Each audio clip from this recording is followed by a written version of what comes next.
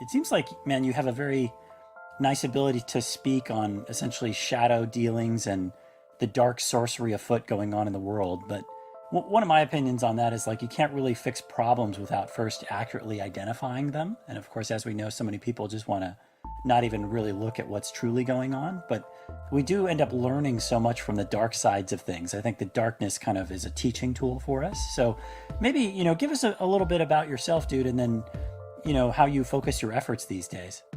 Well, I'm a musician really who lived on the outside of society most of my life. And so I was kind of looking in at it. And I could see it was all crazy from when I was a very small child. So I didn't really want to participate in it. But I managed to find a way through, being a musician and all that sort of stuff. So I managed to live on the outside of it and still make a living and be able to get through. And now, it's got to the point that you can't. You can't really ignore it anymore. We have to say something. So that's what I've been kind of doing. Just trying to point out to people the obviousness of the control grid and the fact that the world's run by criminals, and it only happens because we tolerate it and we sort of believe that these people are our leaders. We've got a whole world basically that's suffering from Stockholm syndrome.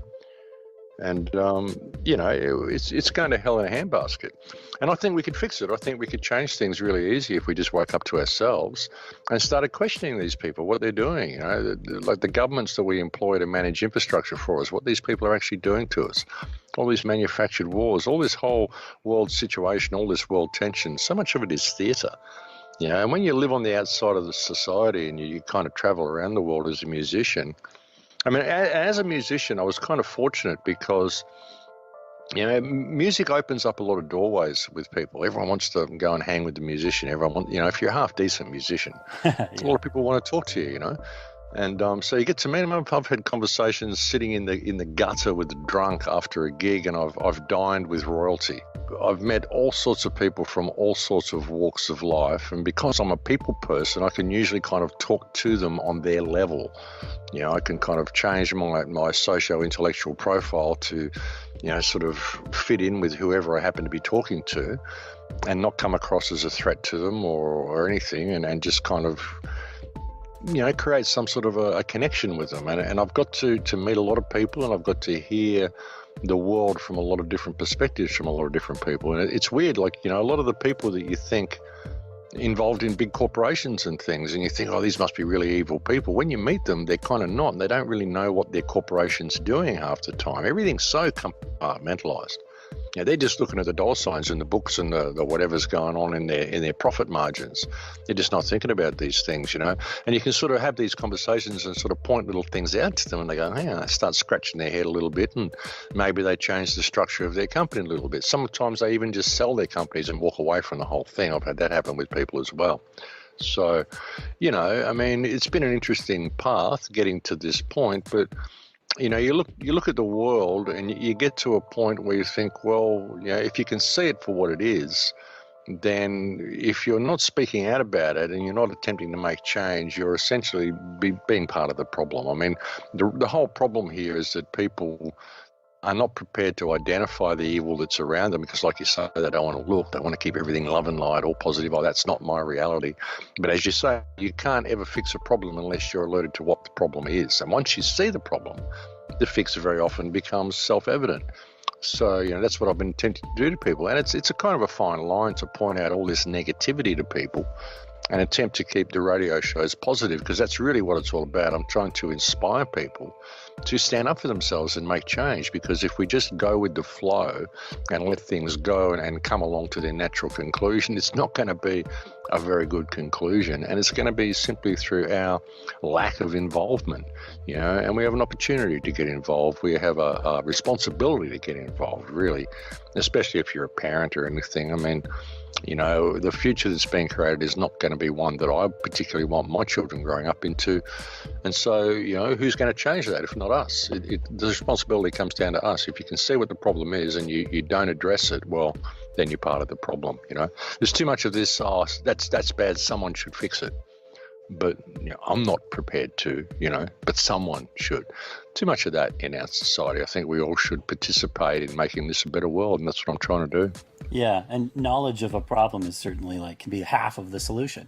Right there, you got 50% of it dialed down once you've identified it. And you're right. I mean, a lot of the times that you hint on how powerful individuals can be and how much each individual node on the network can really make changes just by oftentimes disassociating from things, not playing the old ways or not being part of old human operating systems. And that's beautifully said, man. It's always nice to hear you try to, as you talk about shadow things, or not be super doomy, but then identify doom and gloom, but then look at how the light shines through and how you get to, positivity at the end of the tunnel in whatever way you can. It's always nice to kind of bring it back to that. I find that empowering too. Well, yeah, well, people don't realize that how powerful they are, because everything that's wrong with the world, doesn't matter what it is, ultimately it came from a spark of an idea in someone's mind.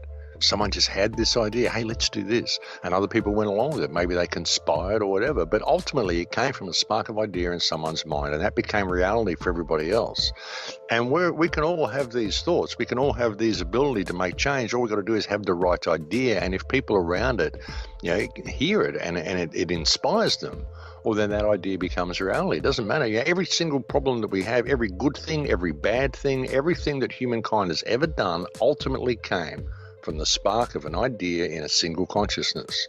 We can all do that, and that's the power that we have, and that's the power that people are missing out on. They think they're just little people. I can't do much. I'm just a little person. There's no such thing as little people. We're all equal in this. It doesn't matter what position of office anybody holds. It doesn't matter how much they've got in their bank account. It doesn't matter how big their front door is or what sort of a suit they're wearing, whether they're in fancy dress or whatever. It doesn't matter. They're just people, and it all comes from ideas that people have. That's the whole crux of the biscuit, really.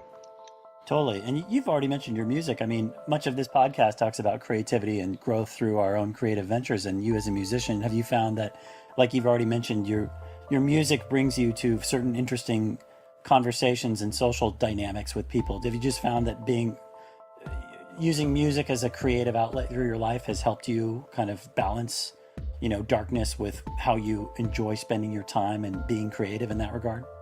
Well, it did for a long time.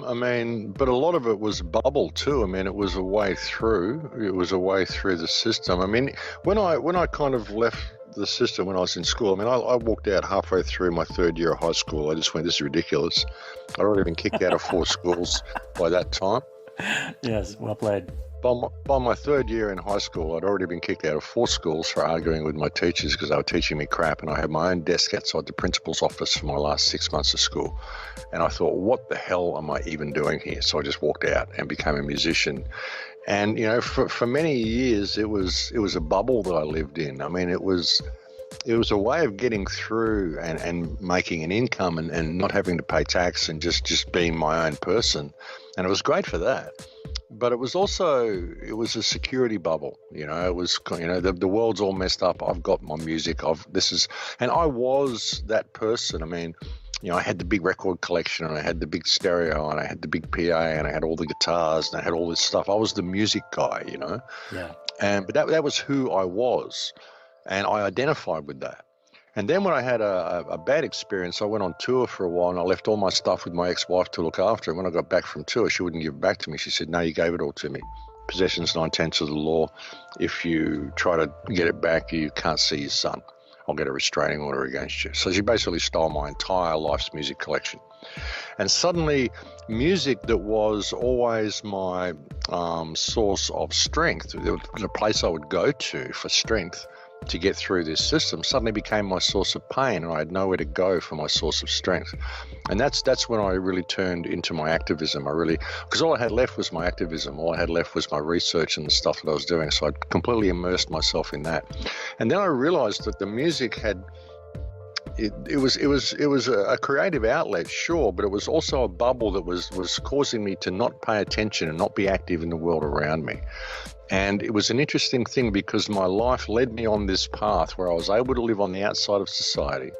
I was able to go and research all these places and go to all these exotic places and look at all these ruins and all this ancient historical stuff, do all this stuff, and I had all the time to do it. plenty of free time as a musician.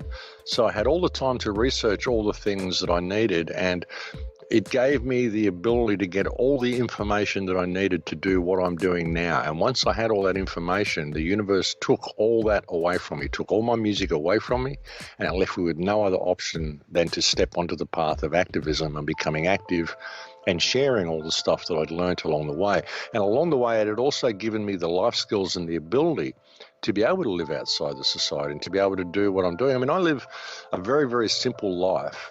And even some of the stuff that I say to people about disconnecting from the system, for me, it's easy because I've always been outside the system. But I can kind of look at people and think it must be very strange for them when they look at my life. They would think that how on earth have I done this? How on earth have I managed to stay outside the system? And to me, it would be very difficult for a lot of people to simply let go of the trappings of society the way I've done. I mean, honestly, when my ex-wife stole all my music collection and stole all my stuff, it was the greatest gift that the universe had ever given me, because I completely lost attachment for all material possessions. I lost attachment for all external trappings. All I was left with was myself.